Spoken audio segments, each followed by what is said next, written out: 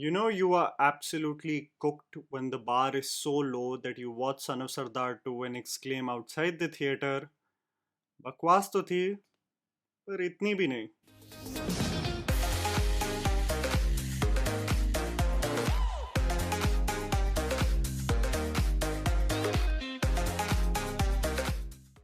Son of Sardar 2 releases this weekend with little to no buzz, a movie that strategically delayed its release to avoid the Sayyara wave and still ended up garnering no interest, and the makers might be wondering why. It was clear from the first marketing material that dropped. No one is finding this funny.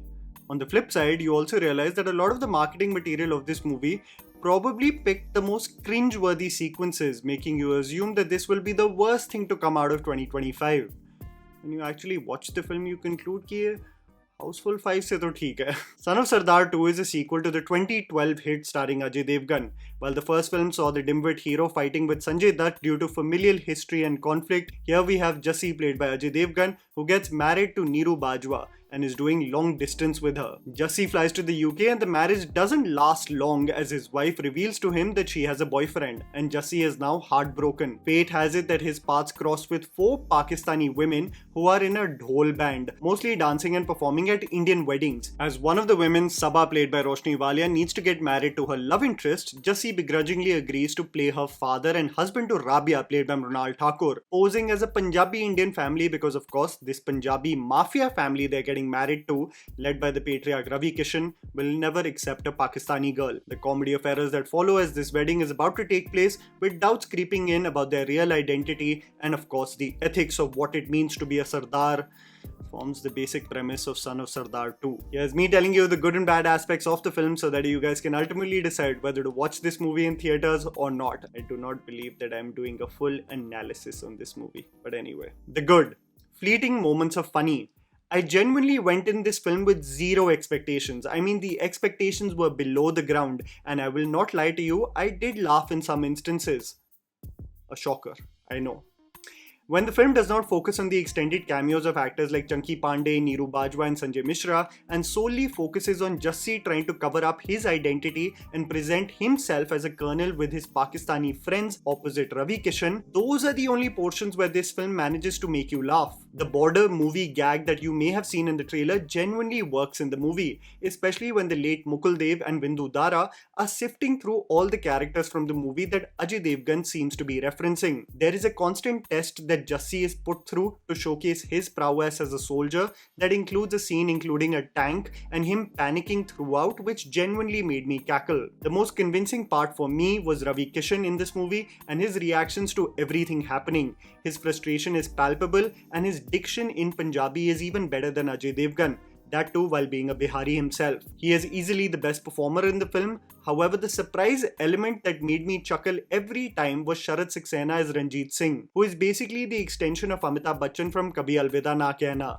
Whenever a character feels morally judged in this film, the camera pans towards his Casanova ways, frustrating Ravi Kishan and extracting some extremely funny moments. The point of it all though is that this is very few and far between. Unintentionally funny musical numbers. I very unironically love the music album of this film.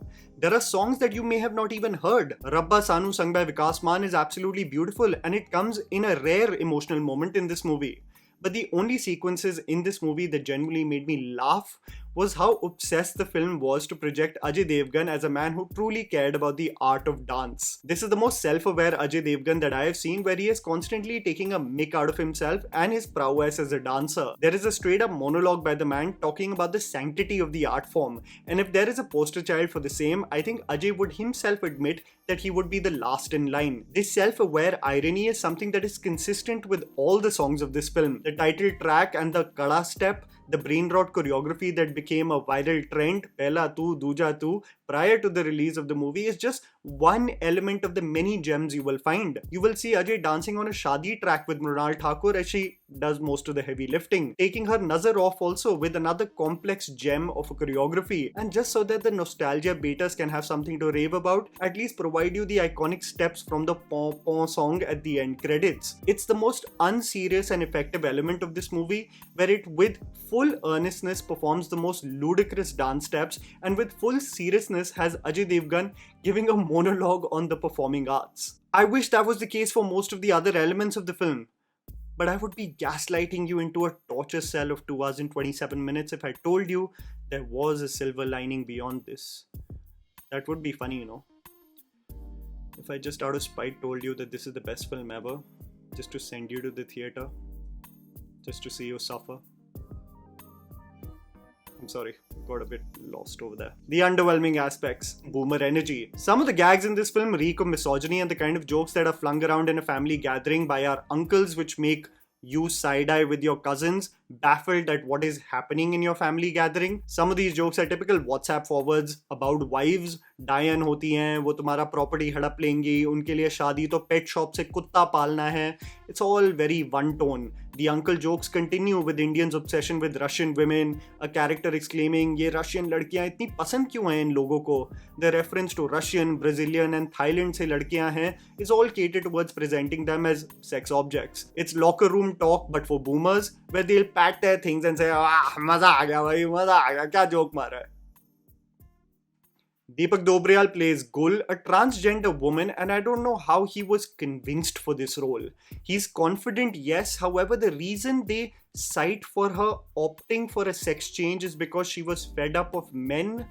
A rather uninformed and problematic stance to have, making me also conclude कि इस film से representation के नाम पे responsibility खोजना मतलब अजय देवगन के dance में रिदम ढूंढना नहीं मिलेगा आपको. The six are naive dimwits taken for a toss easily. The Pakistani women are kajal wearing, alcohol drinking, dancing types, and all of it is just lowbrow and silly. I mean, to expect something else is also naive of me. Unfunny characters and Pakistan glazing. There are some subplots that are nauseating and exhausting honestly and add nothing in terms of comedy. Kubra Seth is merely a background artist in this film. Deepak Dobriyal just keeps on yapping about andar ka mard aur bahar ki aurat. Sanjay Mishra is like a kebab mein haddi, his integration only making sense in the concluding moments, feeling absolutely unnecessary through most of the film. Not even having zingers or punchlines. And this is the final nail for me regarding Chunky Pandey. I just do not find him funny. I don't know what it is, but I get the ick with his hamming ways because none of his punchlines land. And I conclude it's more to do with his dialogue delivery and less to do with the dialogues. Also, I must say, as the four women portray Pakistani characters, there are some jokes that just made me slightly uncomfortable. Maybe because it's too soon, but Ajay jokes on getting trapped in this mess, shocked that they are Pakistanis. He says, "तुम मेरे मुल्क में bomb छोड़ते हो," and the Pakistanis reply, "हम दे तो रहे हैं तुझे bomb," pointing at Mrunal. I know it's all juvenile and silly, but some of these Deshbhakti gags seem too real to trivialize for me. Especially looking at the months we have had this year as a nation, I don't know, I might be reading too much into it. Hamming is my only solution. I have not seen Ajay Devgn look so white in any film. He is either de-aged or lathered with some white cream, and his only solution in this movie to have some entertainment value for the audience is to ham his way through it. While Ravi Kishan still provides some restraint in his delivery, Ajay is all over the place, bumbling, jumping, running around, and while I commend the dedication, it almost never lands, other than the border movie gag. It's actually in his moments of seriousness where the real actor emerges. It's crazy on how Dolly Ahluwalia also, by the way, has become the staple mother in every movie now. Mrunal Thakur is one of my favorites, but it was tough to see her in this film, marring the stereotypical Tenu menus and tussis. And while I respect the hustle to cash in on a good check, she has moments of endearment when sharing some cute moments with Ajay Devgn, but the glaring age gap just did not make me believe that this is a relationship worth rooting for. The late Mukul Dev and Bindu Dara Singh are mere interjections to the punchlines, but it doesn't have a considerable impact to elevate this silly script. The climax of this film is a case I've seen far too many times in Hindi cinema. It just pales in comparison to the organized chaos that Priya Darshan does, where comedy and chaos ensues at one event, and this is where Sara Raita phel jata hai. The film becomes unnecessarily melodramatic and loses whatever little zing of interest you had in watching a carefree comedy. The point of it all, guys, is where is your bar?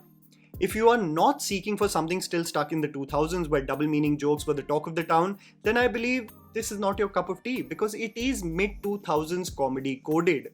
Is your bar to not think at all and sit with your friends and laugh at some absolutely silly and illogical gags? Then this is the film for you. I'll give you an example. Ravi Kishan messes up words consistently in this film. If you laugh at this joke, this movie is for you. Ravi Kishan tells his workers pointing at his sheep, "Jao, unke tits check karo." He's talking about the ticks on the sheep.